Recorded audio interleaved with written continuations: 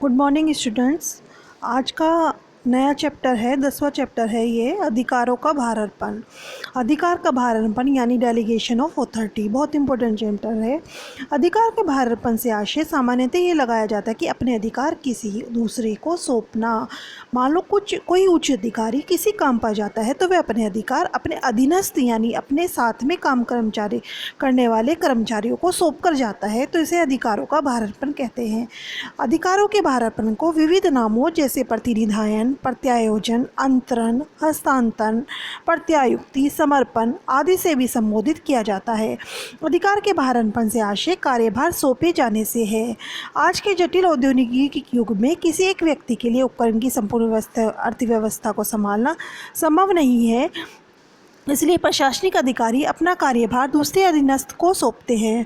प्रत्येक अधीनस्थ जिसे कुछ कार्य सौंपे जाएं तो आवश्यक है कि उसे कुछ अधिकार भी प्रदान किए जाएं, क्योंकि अधिकारों के बिना कोई भी व्यक्ति अपने कर्तव्य को पूर्णतः पालन करने में असमर्थ रहेगा।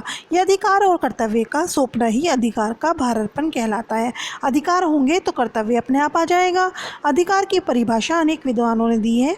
प्रोफेसर थियो हेमन के अनुसार अधिकारों के भारतपन से तात्पर्य अधीनस्थों को निर्दिष्ट सीमाओं के अंतर्गत कार्य करने का अधिकार प्रदान किए जाने से है। दूसरी परिभाषा आती है FG मूरे के अनुसार, भारतपन से आशय है दूसरे लोगों को कार्य सौंपना तथा उसे करने हेतु अधिकार प्रदान करना।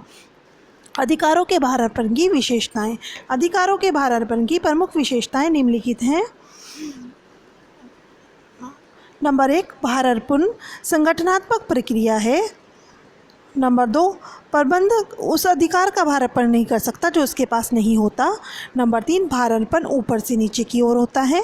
नंबर 4, यह अधिकारों का वितरण है, विकेंद्रीकरण नहीं। नंबर 5, यह अधीनस्थों की अधिकार सीमा को स्पष्ट करता है। भारतपन दूसरे का सहयोग प्राप्त करने का एक प्रयत्न है। अधीनस्थ की कार्य के संबंध में अधिकारों का भारतपन किया जाता है, न कि पदों का। अधिकारों के भारतपन के प्रमुख तत्व अथवा प्रक्रिया निम्नलिखित है। नंबर 1, कार्य। विलियम एच न्यूमैन के अनुसार भारतपन प्रक्रिया में निम्न तत्व निहित होते हैं। नंबर 1, कार्यभार सौंपना। कार्यभार सौंपना भारतपन की प्रक्रिया कार्यभार को सौंपने से प्रारंभ होती है, अर्थात अपना कार्य दूसरे को सौंपना। इस हेतु मुख्य प्रबंधक को अपने संपूर्ण कार्य और उद्देश्यों का विश्लेषण करना पड़ता है।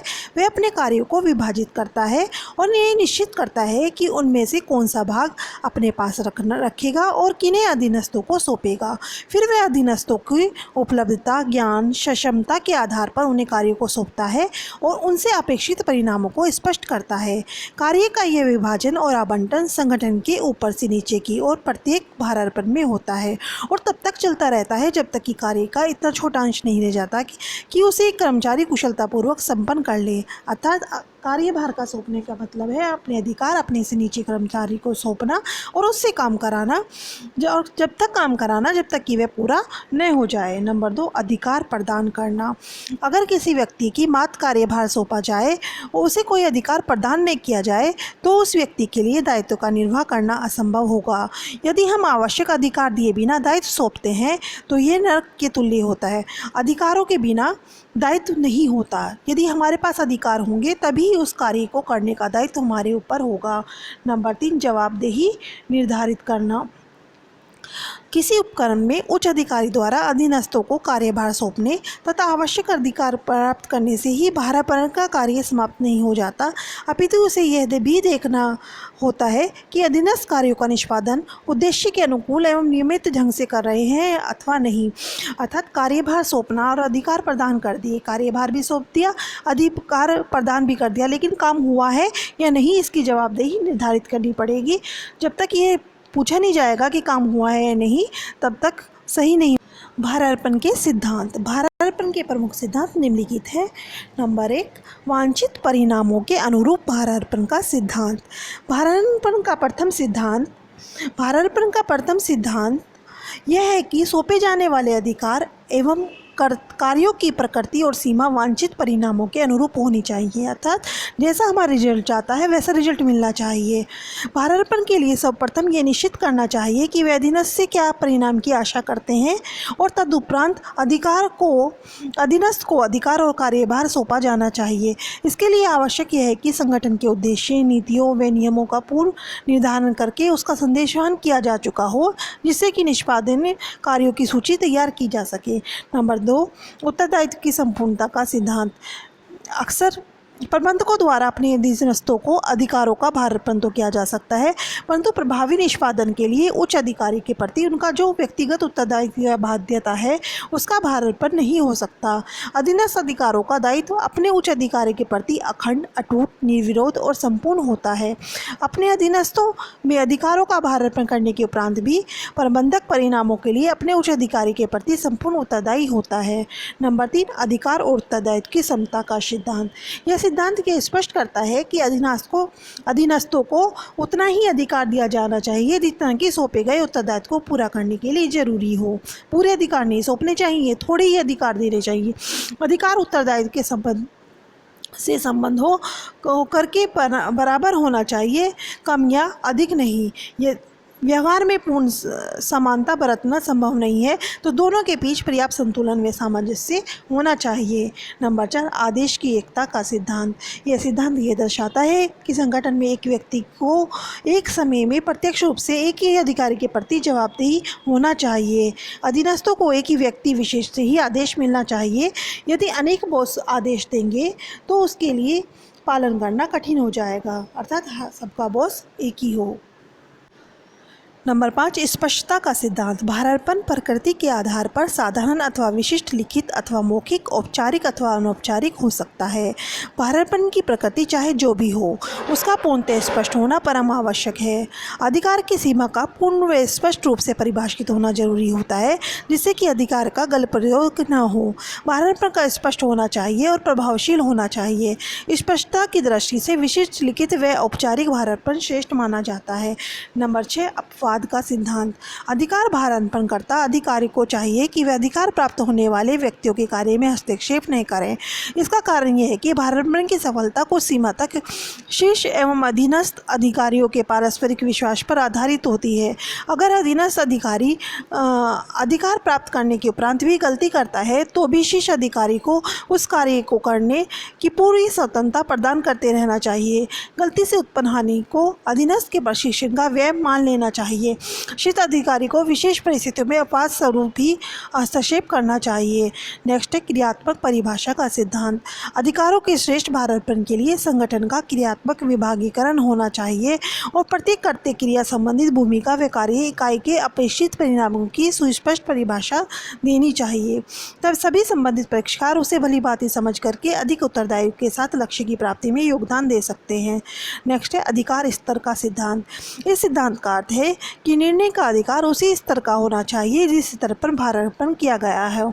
अधीनस्थों को चाहिए कि वे अपने निर्णय क्षेत्र की जानकारी रखें और अपने क्षेत्र के बिंदुओं को उच्च अधिकारियों के पास निर्णय हेतु भेजने से परहेज करना चाहिए। उच्च अधिकारियों से कदापि यह आशा नहीं की जानी चाहिए कि वे निर्णय प्रक्रिया में अधीनस्थों के अधिकार स्तर की सीमा में हस्तक्षेप करेगा। अन्य सिद्धांत अव्यक्तीकरण का सिद्धांत, सोपान सिद्धांत, स्वीकृति का सिद्धांत, प्रभावशाली नियंत्रण का सिद्धांत, औपचारिक भारार्पण का सिद्धांत। अब आते हैं भारार्पण के प्रकार अथवा प्रारूप। नंबर 1, औपचारिक तथा अनौपचारिक भारार्पण। जब भारार्पण संगठन की अधिकार रेखा द्वारा निर्धारित सीमाओं के आधार पर होता है तो उसे औपचारिक भारार्पण कहते हैं। इसके विपरीत अनौपचारिक भारार्पण के अंतर्गत अधीनस्थ कर्मचारी उच्च अधिकारियों की आज्ञा पर नहीं अपितु स्वतः प्रेरणा से कार्य करते हैं। अनौपचारिक भारार्पण का प्रमुख उद्देश्य लाल फीताशाही को समाप्त करके समय की बचत करना होता है। सार्वजनिक उद्यमों में आमतौर पर अनौपचारिक तरीकों से भारार्पण होता है, जबकि निजी उद्यमों में अनौपचारिक एवं औपचारिक दोनों विधियों से भारार्पण होता है। नंबर 2, सामान्य या विशिष्ट भारार्पण। सामान्य भारार्पण के अंतर्गत उपक्रम की समस्त क्रियाओं का दायित्व किसी एक व्यक्ति को सौंप दिया जाता है। उदाहरण के लिए किसी उपक्रम के जनरल मैनेजर को सौंपा गया कार्य सामान्य भारांकन के अंतर्गत आता है। विशिष्ट अथवा निश्चित भारांकन के अंतर्गत एक व्यक्ति को निश्चित क्रियाओं के संबंध में ही कार्यभार सौंपे जाते हैं। नंबर 3, लिखित अथवा मौखिक भारांकन। जब अधिकारियों का भारांकन स्पष्ट और लिखित रूप में किया जाता है तो उसे लिखित भारांकन कहते हैं। इसके विपरीत जब केवल मौखिक रूप में अधिकार अंतरित किए जाते हैं तो इसे मौखिक भारांकन कहते हैं। मौखिक में ओरल कहकर भारांकन किया जाता है और लिखित में ऑर्डर दिए जाते हैं। अधोगामी, ऊर्ध्वगामी तथा पार्श्विक भारांकन।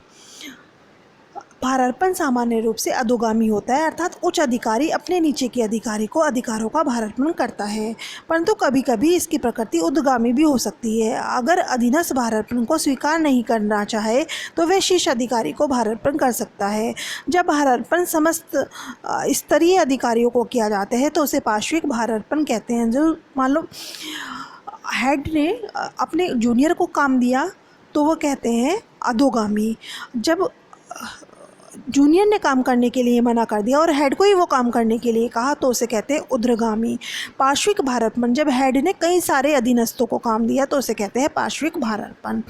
नेक्स्ट है प्रशासनिक, क्रियात्मक तथा तकनीकी भारांकन। जब कुछ प्रशासनिक कार्य अपने अधीनस्थों को उच्च अधिकारियों द्वारा सौंपे जाते हैं तो उसे प्रशासनिक भारांकन कहते हैं। जो भारांकन विविध क्रियाओं के आधार पर किए जाते हैं उन्हें क्रियात्मक भारांकन कहते हैं। जब भारांकन तकनीकी कार्यों के हेतु किए जाते हैं तो उसे तकनीकी भारांकन कहते हैं।